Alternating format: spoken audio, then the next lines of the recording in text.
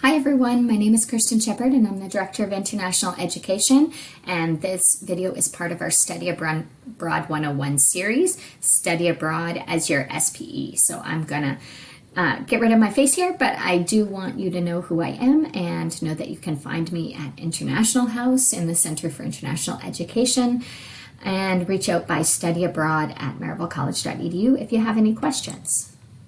Okay, so let's get started. Study abroad as your SPE. Before we do, make sure that you're following us on @MC Scots Abroad on either Instagram or Facebook. This is where we post a lot of the most important information that we have going on related to study abroad. Okay, so let's connect these 2 points, right? Maryville College has a 4-year career preparation plan. And one of the elements of that plan is for you to do something practical related to your degree, right? So who has to do this? Everybody, right? If you have graduated after, or you're planning to graduate after May 2018, this is something that all students do, okay? So there are lots of good ways that you can use study abroad towards your Maryville College degree. We've designed every program so that if you are participating on a study abroad program, you will get credits towards your degree. This might be elective, core, or major related credit, but any of your study abroad programs are credits towards your 120 that you need to graduate. CD domain, culture and intercultural dynamics. This is world cultures, right?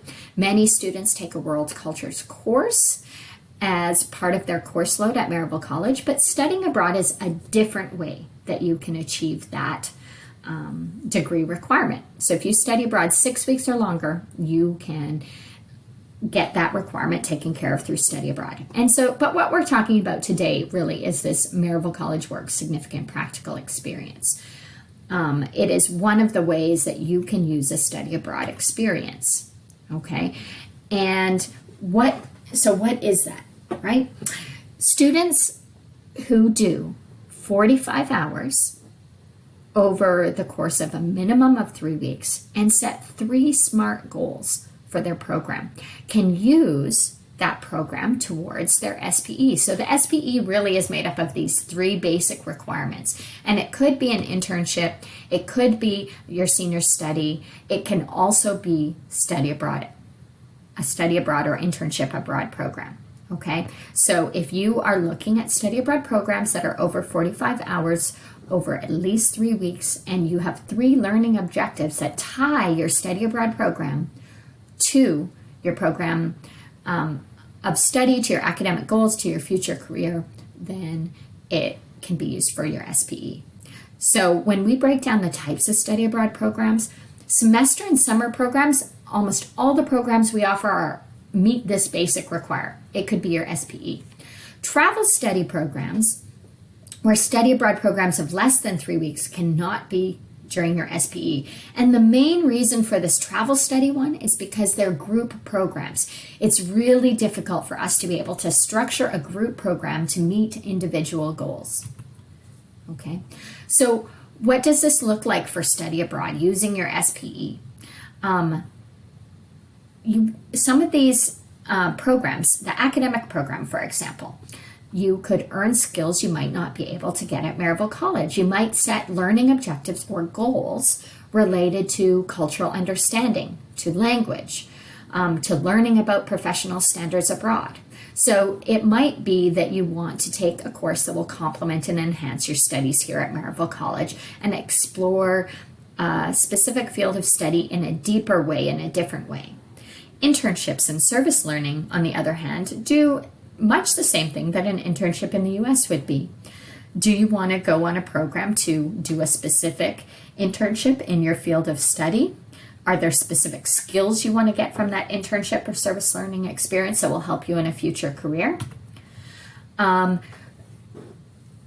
of the things that you have to do if you're planning to use your study abroad program as your SPE is apply for it, right? So step 1 is applying for that. So let's take a look at Handshake, which is where you are going to apply, and the study abroad for SPE application. This is what the application looks like, and you should be using this one if you are if you're planning to apply for a study abroad or an internship abroad program.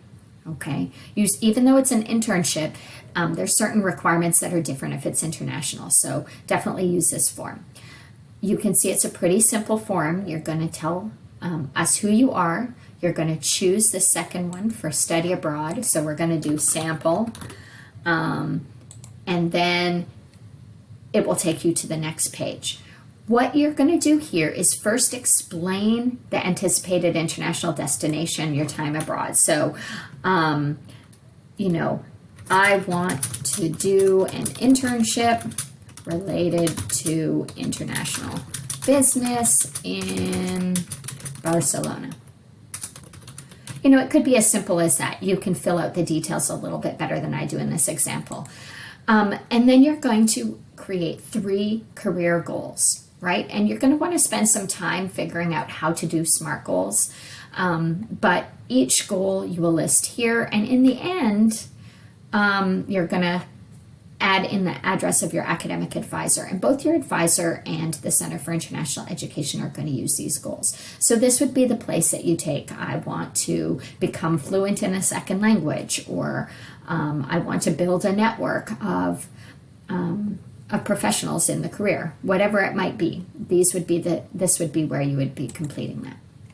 Okay, finding this on Handshake, the Career Center can help you with that, but you can see on Handshake, if you go to Career Center and Resources, you'll be able to find this link. So some of the things as you're filling out that application that you might want to think about are these NACE career competencies. So the National Association of Colleges and Careers surveys employers to find out what they want out of recent graduates. And so all of these 8 skills are things that employers are looking for. And so when you're thinking about how could study or intern abroad help my future career, you could think about how doing this might help you build any one of these skills. Okay. We've seen great outcomes of students getting jobs as they come out of a study or intern abroad experience. And so this really could be a difference maker sort of program for you to get into the career that you want. Some of the sample intercultural skills that you might get out of an education abroad program, so this would fall under global and intercultural fluency on that last slide, include some of these. Having a greater capacity to accept differences in others, improving your ability to communicate with people in a second language, having a greater ability to empathize, understanding there are many ways to accomplish the same task. This is about perspective. Improving interpersonal communication, becoming more flexible and adaptable, gaining knowledge about another culture and lifestyle. All of these are great sorts of goals for you to set for yourself for an experience abroad, and then tying it to that career. In addition to NACE, the U.S.-based Association of Colleges and Employers, there have been other studies kind of around the world. And so all of these other codes, Erasmus++, ROBOS, and FACTA, there are other international organizations that are actually saying that these same skills that NACE identified and that show up under intercultural skills are important to employers. So again, this is just about giving you an idea of different types of skills that you could aim to gain during your experience abroad. Another graph that just gives you a different perspective about this, you can see in this slide that the darker blue is returned students saying they got these things to a significant degree. Okay, so you can see which one of these things are most likely to employers are wanting the most, for example. And they're broken into things that are intrapersonal, cognitive, so what you can learn about, and then interpersonal skills. So within yourself, knowledge-based, and then between other people.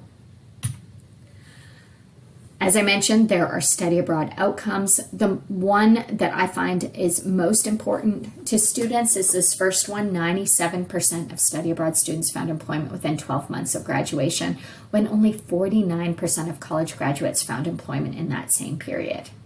Lots of great outcomes from getting higher starting salaries or getting into graduate school. So what makes a significant practical experience?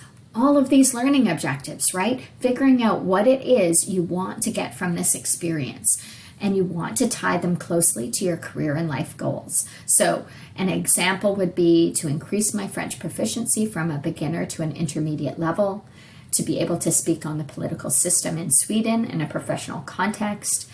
And so you want to make sure that whatever your goals are, that you can attribute them, connect the two dots, right? Connecting your study or intern abroad experience to your career or life plan or academic goals. There are lots of good resources out there, and I'm going to refer you again to the Career Center for support in setting SMART goals. But you basically need goals that are specific, measurable, attainable, relevant, and timely. Just to give you an idea, we're going to take that same goal. I just switched languages here. So your goal might be, I want to become fluent in Spanish. And there are certain ways that you can make this short sentence into a SMART goal. So you could improve it by being more specific. I want to become fluent in Spanish at the C1, C2 level. This is a particular standard for measuring language. You could choose this one or a different one. Make it measurable. I want to go from an intermediate high, B2 level, to superior level by the time I return. Okay, you're going to be able to measure whether you've done that or not if you're doing a language and culture program. Achievable. Given the length of time and the opportunity to use it, is it achievable? If you're doing a language and culture program, going up one level certainly could be achievable. Relevant. Why? Why is this even important? You know, in the case of language, it might be that many future positions will require useful foreign language skills, but your relevance may be different. And then timely, you know, I used 6 months as a time frame for this. So taking this become fluent in Spanish could be, I want to go from intermediate high, B2 level, to superior C2 level by the time I return from my study abroad program, because my future career requires XYZ language skills. Okay. Got any questions? Scan into my virtual office, find more videos, reach me at studyabroad@maryvillecollege.edu.